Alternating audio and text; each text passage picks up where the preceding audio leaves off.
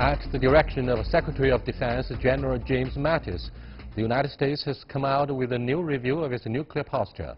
Although it is said the size of the arsenal will not grow, the array of weapons is set to change.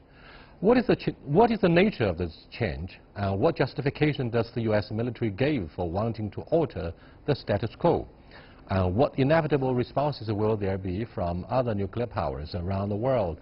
To discuss these issues and more, I'm happy to be joined in the studio by Senior Colonel Zhou Bo from the Office for International Military Cooperation of China's Ministry of National Defense. We shall also speak via satellite to Russian defense analyst Pavel Fagenhor in Russia and Richard White, Director and Senior Fellow of the Center for Political Military Analysis at the Hudson Institute in Washington, D.C. That's our topic. This is a dialogue. I'm Yang Ray.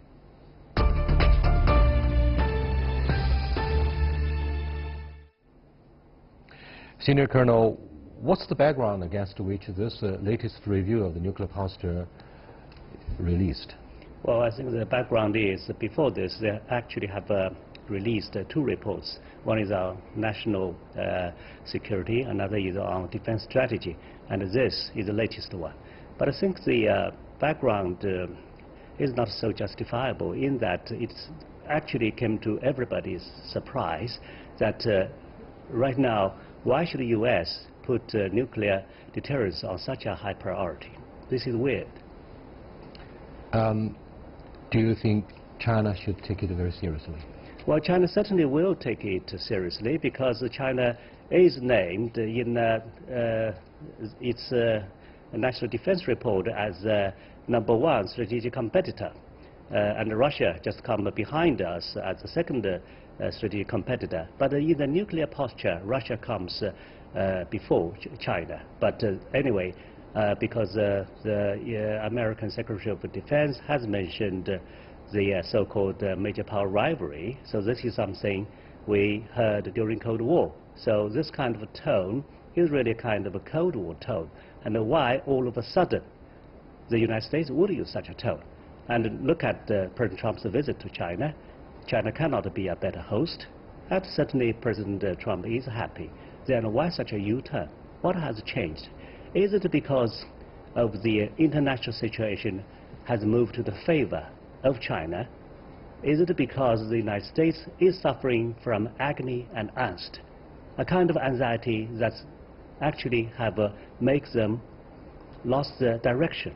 And this, as a result, comes as a misjudgment, strategic misjudgment. The U.S. Deputy Defense Secretary said nuclear capability is for deterrence. In other words, it aims to play the role of mutually assured destruction. Initials of the three words actually stand for MAD, and would be upgraded in order to be modern and credible. It shows the U.S. commitment to arms control and non-proliferation. Ironically, why revitalizing or recapitalizing the nuclear deterrence aims for the eventual denuclearization? It sounds contradictory. Yeah, that's exactly the question, because mutually assured destruction is what the U.S. had with the former Soviet Union. And nowadays, very few people are talking about mutually assured destruction because, well, to a certain level, the United States and Russia are still having kind of a strategic nuclear balance because they are supposed to honor New START, by which they have to reduce the nuclear warheads to 1,500.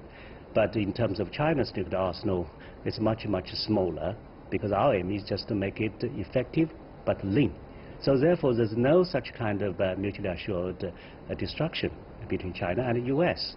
So what's the purpose?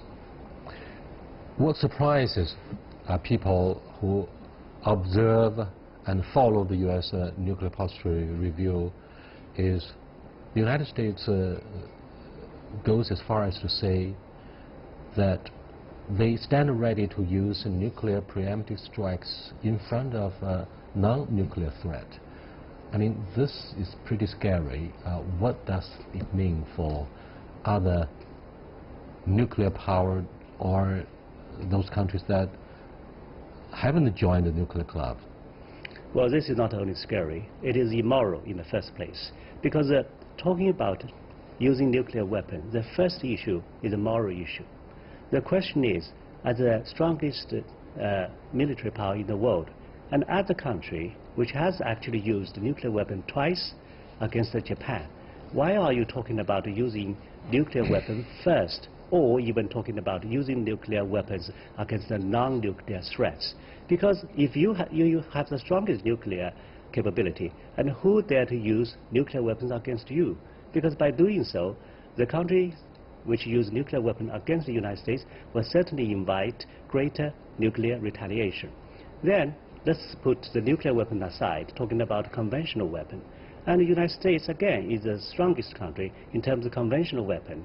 So when a country, or even a rogue state, or even a terrorist group use conventional weapon, or even biological or chemical weapon against the United States, the effect might be lethal, but the scale can't be very big. So the U.S., with its massive conventional weapon capability, can still handle it. Therefore, for the strongest power to talk about using nuclear weapon against a non-nuclear threat, I believe, first of all, it's a moral issue. And the conclusion is it is immoral. Thank you so much. Let me go to Mr. Pavel Fagenhoff. Hello, Pavel. Hello. How did Moscow respond to the release of this nuclear posture review by the Pentagon? Well, of course, Russian authorities and politicians were very critical, saying that this is an aggressive move, that this is destabilizing, and that would be, of course, most likely expected. But actually, yes, what's written in that posture review, I mean, the small letters, mean a kind of destabilization in the long run. On the face of it, it seems, well, yes, they had old bombers, old missiles, old submarines, not very old, they're very capable, but still they'll be replaced, but that's going to happen somewhere in the future after the year 30. But actually, they're going to be right now, the United States is planning to develop new weapons, a new long-range standoff cruise missile for air carrying, and also a new long-range nuclear-tipped cruise missile for the Navy.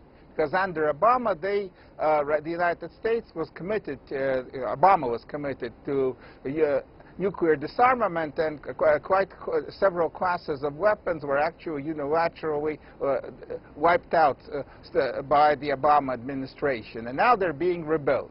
But they'll be rebuilt on a different technical basis. These will be very wise, very clever weapons. And they will be actually, to a large extent, destabilizing. Russia would view the seemingly tactical nuclear-tipped cruise missiles for the American Navy, not as tactical, but as actually strategic, since they cover most of Russian territory, and destabilizing because Russia could not know for sure when they're launched. They'll be stealth, they'll be long-range, and they could kind of choose. They'll have artificial intelligence on board, and they'll be choosing when to strike. They can actually pursue and destroy not only stationary targets, but also maneuverable, moving targets. And that would put into jeopardy a large part of the Russian land-based maneuverable strategic missiles, and actually Chinese missiles too. With the disintegration of the former Soviet Union and massive denuclearization program sponsored by the United States in the wake of the Cold War, we are not sure if Russia, which is the biggest inheritor of the Soviet legacy about the nuclear arsenal, still possesses the credible and formidable nuclear deterrence that the United States is afraid of. Can you brief us on the credibility of the Russian nuclear arsenal at the moment?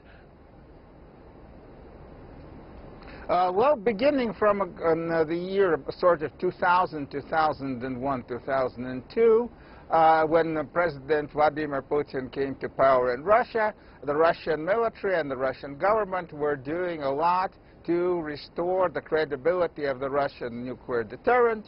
we are developing and actually began deploying quite a number of new modernized weapons, strategic weapons and tactical weapons. And unlike the United States under Obama, Russia did not utilize its tactical nuclear weapons. So yes, right now, Russia has quite a nuclear arsenal. It's balanced with the United States, at least in strategic weapons. There's this so-called New START or START 3 that balances the strategic weapons between America and Russia. But on tactical, there are no agreements, and apparently Russia has some advantage there. And for Russia, it's very important to keep a nuclear credible deterrent, because it's believed that in conventional weapons, America and its allies are stronger. Thank you so much. You are watching Dialogue with the Senior Colonel Zhou Bo and Pavel Fagohor. We're discussing why the U.S. government released this latest nuclear posture review about the nuclear triad. We'll be back in a short while and examine closely what it means for China. So stay with us.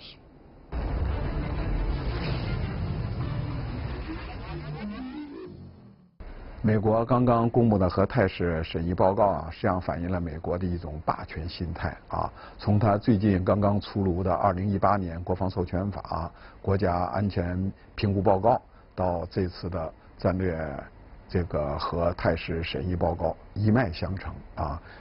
从奥巴马提出的美国只当老大，绝对不当老二，到这个特朗普提出的美国第一啊。 这都是他们一种霸权心态的体现。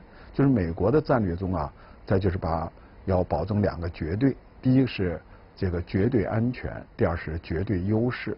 这个美国这个民族啊，它是不能缺少敌人的民族啊，没有敌人，它要制造一个敌人。所以现在这个朝核问题刚刚有所降温，它现在又开始炒作这个核态势的问题，又把中国和俄罗斯作为他的对手。 总之，他把自己的安全呢建立在别的国家的不安全之上。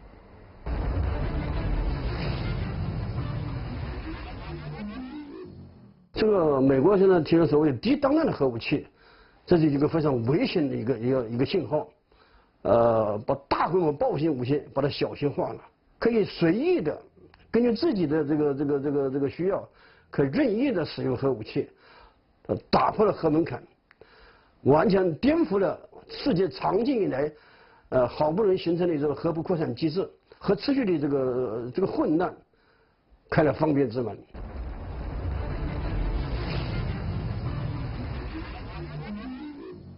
谈到这个问题，我就会想起毛泽东当年说的一句话，就是我们中国勒紧裤腰带，我们要发展核武器啊。核武器呢是毛泽东同志和老一代革命家给我们留下的一个战略财富。 毛泽东说了一句话：“你美国人的核武器多，你是一个大拇指；我们的核武器少，我们就是一个小拇指。但我们的能量是一样的，就是你美国把我中国摧毁10遍、20遍，我把你美国摧毁1遍，这价值是一样的。所以在国际关系理论中有这么一条原理，叫做相互确保摧毁原理，就是你能摧毁我，我也能摧毁你，那将保持一种恐怖的上限平衡。” 现在我们和美国就保持一个不对称的上限平衡，但你美国现在要打破这个平衡，那我们必须要做出一种这个对应措施，就我们要保持这个我们国家安全，保持一个全球的战略平衡啊。那么就是要在我们的核武器的数量上、质量上我们都要这个提升能有效的保卫国家的主权和领土完整。对于美国这种战略调整，我们认为是毫无道理的，对这个全世界是一种战略上的应该说是极大的威胁，对人类的和平是极大的威胁，实际上对美国也是不利的。这回美国是玩火，这回是玩火必自焚。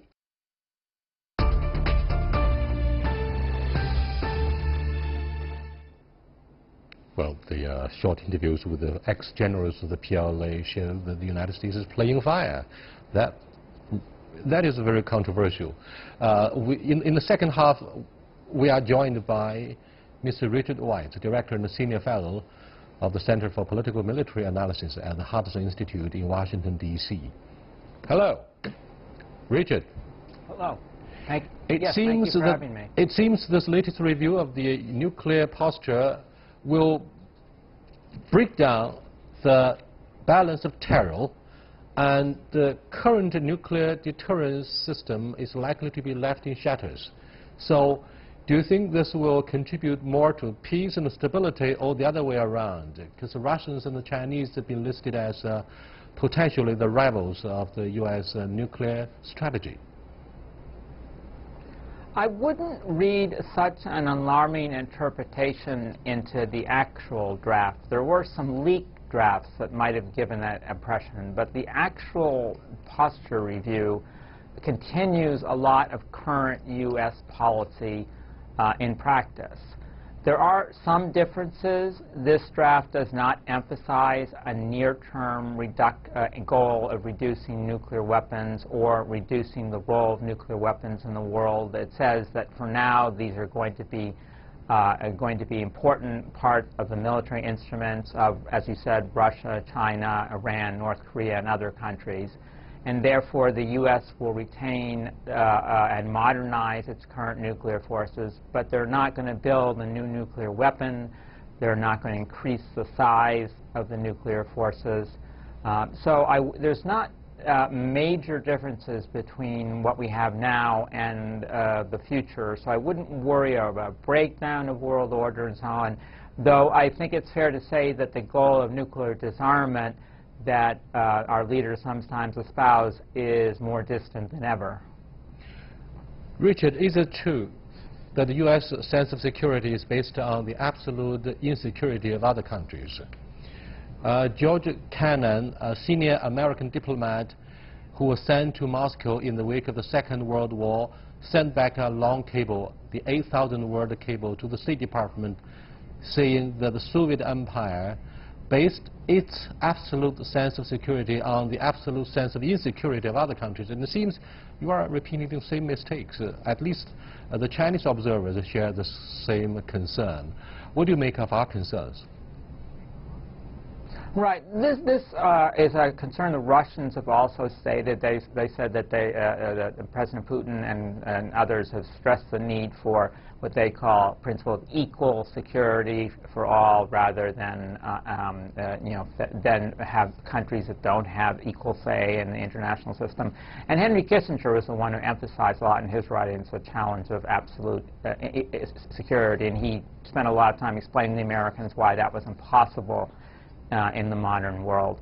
This strategy, though, emphasizes both the nuclear posture review and the national defense and security strategy, does emphasize U.S. security a lot because that's the audience, but it doesn't base itself on absolute security. If anything, I find the national security strategy a bit alarmist in the number of threats that are posited. But the emphasis in the nuclear posture review is on deterrence, so deterring potential aggression, not giving other countries the belief that they could launch a nuclear war and win it. But it doesn't, for example, call for missile defenses that are capable of preventing any Russian or Chinese missile from attacking the United States. It doesn't call for a first strike preventive war for whatever your rhetoric, Richard, I'm afraid the review itself delivers a powerful message to China and Russia, the two nuclear-armed members of permanent members of the UN Security Council. Pavel, what does that mean when you hear the Pentagon would not rule out the use of nuclear weapons in front of non-nuclear threats from a rogue state or whatever enemy that threatens to destroy the United States of America? What does that mean for you, Pavel? Well, basically, the Russian posture is more or less the same. There's always ambiguity, because that's how nuclear deterrence works. You have to have ambiguity for your potential adversary, not to know for sure when he's going to cross the line, and to be very, very guarded in trying to just even get close to it, because that's the line of nuclear war. But on the other side of it, I don't agree that this does not really change much in the American military posture. New classes of weapons are envisaged in that document. It's the standoff long-range cruise missile for the Air Force and the nuclear-capable long-range cruise missile for the Navy. And these are very dangerous, potentially destabilizing weapons because they're going to be stealth. They're going to be long-range, maybe up to at least 4,000 kilometers, and they can be launched. Well, Russia will not see, unlike a ballistic missile, we won't see are they launched or not by an American plane or American submarine, and they can stealthily penetrate deep into Russia. They can actually most likely have the capability not to attack immediately, but to stand off and wait and circle when they get an order to attack, and wait for their targets, and they'll be able to attack mobile targets. And American ballistic missile warheads will also most likely have in the future a capability to track and destroy mobile assets. And the Russians and the Chinese have been developing land-based mobile missiles, afraid of American very accurate missiles. And these mobile missiles, are long-range missiles and intercontinental missiles, are under threat, because America will have capability to stealthily, suddenly put them out of action. And that means that Russia and China would be not maybe waiting for that to happen, but will be very tempted to preempt. So this is our destabilizing moves, highly destabilizing. Well, our Chinese guest speaker, Senior Colonel Zhou Bo, has been pretty quiet. Let me ask you, Senior Colonel, look at the camera, please. What does the U.S. mean by the release of this nuclear triad, land-based intercontinental ballistic missiles, submarine-launched ballistic missiles, and nuclear-capable aircraft? Which one poses the most formidable and credible threat to the national security of China, Senior Colonel Zhou Bo? Well, this is common sense for any military that of all these three nuclear capabilities, nuclear submarine definitely is the most lethal because it could sail stealthily under the water.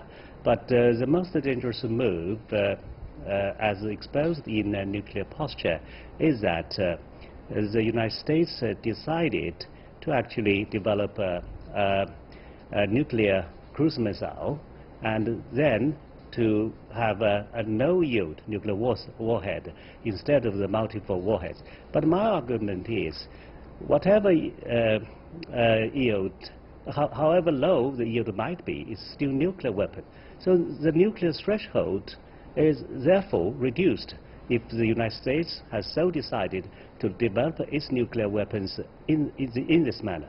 If we look at the history, if we compare the current administration with President Obama, I would say Obama has actually left quite a few credible legacy in the nuclear arena, in that he actually has convened quite a few nuclear security summits in which the Chinese president also attended. He actually has helped to make the Iran nuclear deal, and he actually made the new start with Russia. And he himself even visited the Japanese city Hiroshima that was atomic bombed. So compared with Obama administration, so why would this administration try so hard to break such kind of taboo of making nuclear weapons usable even against the non-nuclear threats? So I believe this is a misjudgment, and it is a misleading also in the direction of the United States. Richard, is it true that the very person who has been personally grilled by the release of this latest nuclear posture review is former President Barack Obama, who deserves credit for calling for having a nuclear-free world, therefore the glow of a Nobel Peace Prize? He is the laureate of the Nobel Peace Prize. This time around, it seems his glow has been totally shattered. Do you think the United States has utterly reversed its policy of having less nuclear deterrence? I just want to echo the achievements of President Obama. I think we do owe a lot for the nuclear security summits and helping combat nuclear terrorism. And I was actually in Beijing when he won the Nobel Prize, and I think many Chinese people joined me in being very happy about that. This administration, the posture review emphasizes the continuities of previous policies. I mean, under President Obama, we started this multi-billion-dollar effort to revitalize the nuclear delivery systems, which were getting very old. And the current administration says it will not stick to the New START agreement with Russia. And the weapons we're talking about, the low-yield ones launched from submarines or ships, we're talking and the congressional testimony yesterday and the day before, they made clear they're talking about having maybe 10 of these warheads. I mean, not enough to attack Russia and China, but enough to have the option of what they fear. Richard, obviously you are toning down the threat posed by Pentagon to have preemptive nuclear strikes against Russia and China, potentially your geopolitical rivals. But Pavel and Senior Colonel Zhou Bo, do you agree that both Russia and China are so-called engineering a return to the center stage of geopolitical competition? And Pentagon urges the White House to recognize the new reality that these two geopolitical competitors are actually vying to share the center stage with the United States, challenging the primacy of the superpower. Do you think it is against this background that the nuclear posture review is released by generals in the Pentagon? Pavel?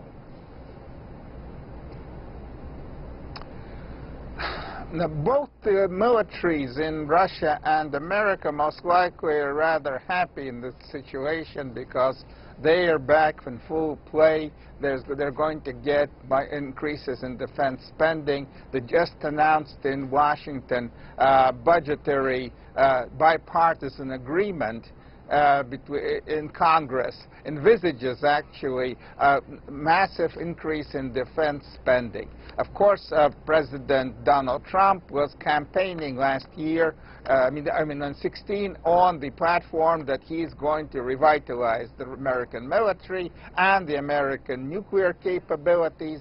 And for the Russian military, that means there's going to be a clear American threat. They have their own problems in Moscow with those economic liberals in the Russian government that are clamoring for cuts in defense spending. So we're going to be, if not in a nuclear race as the same in the 60s or the 70s, most likely not, but we're going to have both militaries, and in Russia and in America and in China, getting more money and preparing for a standoff. No one wants to fight, really, but the standoff will continue. And many of these new weapons are going to be actually rather destabilizing. So the Thank you so much, Pavel. Time is running out. Let me give the last question to Senior Colonel Zhou Bo. Do you think the release of this posture aims to have a self-fulfilling prophecy, seeking enemy by the military-industrial complex? Does it mean automatically, Mr. Zhou, that China will become the enemy of the United States if we are indeed viewed as the adversary of the U.S. nuclear strategy?